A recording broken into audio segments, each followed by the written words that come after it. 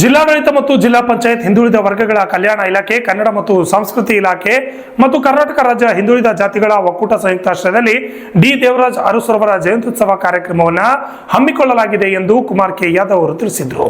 ಈ ನಗರದಲ್ಲಿ ಮಾಧ್ಯಮದವರೊಂದಿಗೆ ಮಾತನಾಡಿದ ಅವರು, ಈ ಕಾರ್ಯಕ್ರಮವನ್ನು ಗ್ರಾಮೀಣಾಭಿವೃದ್ಧಿ ಸಚಿವರು ಹಾಗೂ ಕಲಬುರಗಿ ಉಸ್ತುವಾರಿ ಮಂತ್ರಿಗಳಾದ ಪ್ರಿಯಾಂಕ್ ಖರ್ಗೆ ಅವರು ಉದ್ಘಾಟನೆ ಮಾಡಲಿದ್ದಾರೆ ಮತ್ತು ಕಾರ್ಯಕ್ರಮದಲ್ಲಿ ಮುಖ್ಯ ಅತಿಥಿಗಳಾಗಿ ಸಚಿವರಾದ ಡಾಕ್ಟರ್ ಶರಣಪ್ರಕಾಶ್ ಪಾಟೀಲ್ ಸೇರಿದಂತೆ ಅನೇಕರು ಭಾಗವಹಿಸಲಿದ್ದಾರೆ ಎಂದು ತಿಳಿಸಿದರು.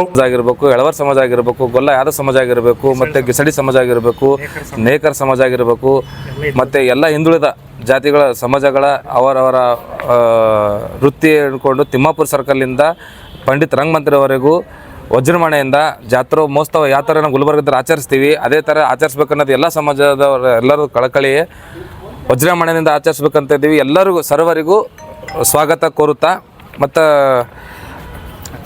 ಹೆಚ್ಚಿನ ಸಂಖ್ಯೆಯಲ್ಲಿ ಬಂದು ಈ ಕಾರ್ಯಕ್ರಮವನ್ನು ಯಶಸ್ವಿಗೊಳಿಸಬೇಕು. ಇದರಂದು ಜಿಲ್ಲಾ ಆಡಳಿತ ಮತ್ತು ಜಿಲ್ಲಾ ಪಂಚಾಯತ್ ಹಿಂದುಳಿದ ವರ್ಗಗಳ ಕಲ್ಯಾಣ ಇಲಾಖೆ ಮತ್ತು ಕಲ್ಯಾಣ ಸಂಸ್ಕೃತಿ ಇಲಾಖೆ ಮತ್ತು ಕರ್ನಾಟಕ ರಾಜ್ಯ ಹಿಂದುಳಿದ ಜಾತಿಯ ಒಕ್ಕೂಟ ಮತ್ತು ಅಲೆಮಾರಿ ಮತ್ತು ಅಲೆಮಾರಿಯ ವಿಮುಕ್ತ ಬುಡಕಟ್ಟು ಸಮುದಾಯಗಳ ಒಕ್ಕೂಟದಿಂದ ಡಿ ದೇವರಾಜ್ ಅರಸು ಅವರ 109ನೇ ಜಯಂತ್ಯೋತ್ಸವ ಕಾರ್ಯಕ್ರಮವನ್ನು ಯಶಸ್ವಿಗೊಳಿಸಲು ಮಾಧ್ಯಮ ಮುಖಾಂತರ ತಮ್ಮೆಲ್ಲರಿಗೂ ಕಳಕಳಿ ವಿನಂತಿ.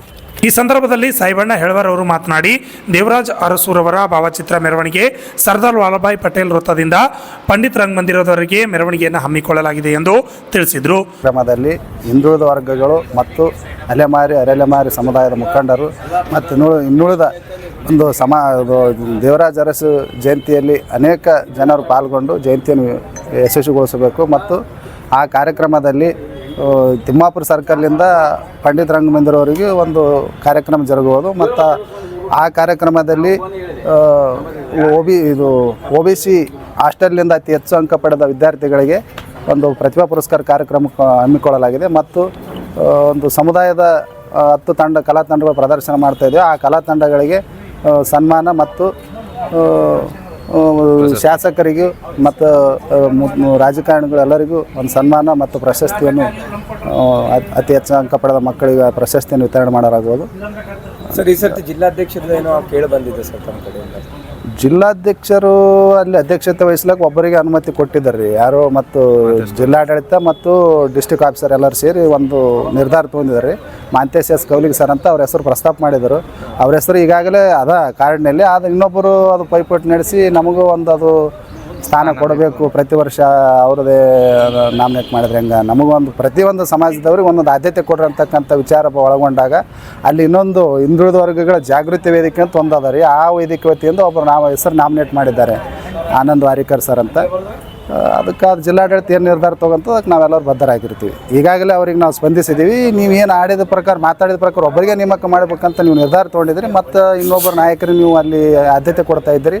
ಅದಕ್ಕೆ ನಮ್ಮದೇನು ಆಕ್ಷೇಪ ಇಲ್ಲ, ಆದರೆ ನೀವು ಆಡಿದಂತೆಯೇ ನೀವು ಹೋಗ್ಬೇಕಂತಕ್ಕಂಥ ನಾವು ವಿಷಯಗಳು ಅವ್ರ ಮುಂದೆ ಮಂಡಿಸಿದ್ದೀವಿ. ಅವ್ರು ಏನು ಅದಕ್ಕೆ ನಿರ್ಧಾರ ತೊಗೊಂತಾರೆ ನಾವೆಲ್ಲ ಅಲೆಮಾರಿ ಸಮುದಾಯ ಮುಖಂಡು ಅದಕ್ಕೆ ಬದ್ಧರಾಗಿರ್ತೀವಿ ಅಂತಕ್ಕಂಥ ಮಾತನ್ನು ಹೇಳಿ ನಾನು ಅಂದ್ರೆ ಅವ್ರಿಗೆ ಕೊಟ್ಟಿದ್ದು ತಮ್ಮ ಸಮಾಧಾನ ಇದೆ ಅಂತ? ಇಲ್ಲ, ಸಮಾಧಾನ ಇಲ್ಲಕ್ಕೇನು ಸರ್, ಈಗ ಹಿಂದುಳಿದ ವರ್ಗ 2 ವೇದಿಕೆಗಳಿಂದ ಮತ್ತು ಪಂಚಾಯತ್ ರಾಜ್ ವತಿಯಿಂದ ಜಿಲ್ಲಾಡಳಿತ ವತಿಯಿಂದ ಈ ಕಾರ್ಯಕ್ರಮ ನೆರವೇರಿಸಲಾಗುವುದು. ಈಗಾಗಲೇ ಒಂದು ಹಿಂದುಳಿದ ವರ್ಗಗಳ ಜಾತಿಗಳ ಒಕ್ಕೂಟದಿಂದ ಮಾಂತೇಶ್ ಎಸ್ ಸರ್ ಕೌಲಿಗೆ ಅವರ ಹೆಸರನ್ನು ನೇಮಕ ಮಾಡಲಾಗಿದೆ, ಎಲ್ಲ ಜಿಲ್ಲಾಡಳಿತ ಮತ್ತು ಎಲ್ಲ ಅಧಿಕಾರಿಗಳು ಸೇರಿ. ಮಾಂತೇಶ್ ಎಸ್ ಕೌಲಿಗೆ ಅವ್ರಿಗೆ ಕೊಟ್ಟಿದ್ದಕ್ಕೆ ತಮಗೆ ಸಮಾಧಾನ ಇದೆ? ಇಲ್ಲ, ಅದು ಒಳ್ಳೆಯದು. ಯಾಕಂದರೆ ಅವ್ರ ನೇತೃತ್ವದಾಗ ಅಲ್ಲಿಂದ ಇಲ್ಲಿದ್ದಾನೆ ಒಂದು ಕಾರ್ಯಕ್ರಮ ಯಶಸ್ವಿ ಆಗ್ತಾ ಬರ್ತಾ ಇದೆ. ನಮಗೂ ಎಲ್ಲರಿಗೂ ಒಂದು ತೃಪ್ತಿದಾಯಕವಾಗಿದೆ ಅವರು ಕೊಟ್ಟಿರ್ತಕ್ಕಂಥದ್ದು. ಇನ್ನು ಮುಂದೆ ಮತ್ತು ಈಗ ಇನ್ನು ಹಂಗೆ ದ್ವೇಷ ಬೆಳೆಸುವಂತ ಹೋದ್ರೆ ಅರ್ಥ ಇರಲ್ಲ. ನಮಗೇನಾಗಬೇಕಾದ್ರೆ ನಮ್ಗೆ ನ್ಯಾಯ ಕೊಟ್ಟಂಥ ಅಧಿಕಾರ ದೇವರಾಜ್ ಅರಸುರವರು ಅವರ ಒಂದು ಜಯಂತಿ ಅತಿ ವಿಜೃಂಭಣೆಯಿಂದ ಆಚರಣೆ ಮಾಡ್ಬೇಕು ಎಲ್ಲರೂ ಸೇರಿ. ನಾನು ಅಂತಕ್ಕಂಥ ಭೇದ ಭಾವ ಬರಬಾರ್ದು. ಎಷ್ಟು ಜನ ಸೇರ್ಬೋದು ಸರ್ ಅವತ್ತಿನ ದಿನ? ಸೇರ್ಬೋದು ಸರ್, ಸುಮ್ಮನೆ ಏನಿಲ್ಲ ಅಂತಾರೆ 1,500 ತನಕ ನಮ್ಮದು ಅದ ಸರ್ ಟಾರ್ಗೆಟ್. ಮತ್ತು ಮಕ್ಕಳೆಲ್ಲ ಸೇರ್ತಾರಲ್ಲ ಸರ್, ಈಗ ಮೆಟ್ರಿಕ್ ನಂತರ ಮತ್ತು ಈಗೆಲ್ಲ ಮೆಟ್ರಿಕ್ ಪೂರ್ವ ಎಲ್ಲರೂ ಸೇರೋದ್ರಿಂದ ಅತಿ ವಿಜೃಂಭಣೆಯಿಂದ ಆಗ್ಬೋದು. 1,500 ಜನಸಂಖ್ಯೆ 1,000 ಜನಸಂಖ್ಯೆ ಸೇರ್ಬೋದು ಅಂತ ನಮ್ಮದು ಒಂದು ಅಪೇಕ್ಷೆ ಅದ ಸರ್. ಅಂದಾಜು ವೆಚ್ಚ ಮಾಡಲಾಗಿದೆ ಸರ್. ಹೆಚ್ಚಿನ ಆಗ್ಬೋದು, ಕಡಿಮೆ ಆಗ್ಬೋದು ಸರ್. ನನ್ನ bureau report RJ32 Kannada news, Kalaburagi.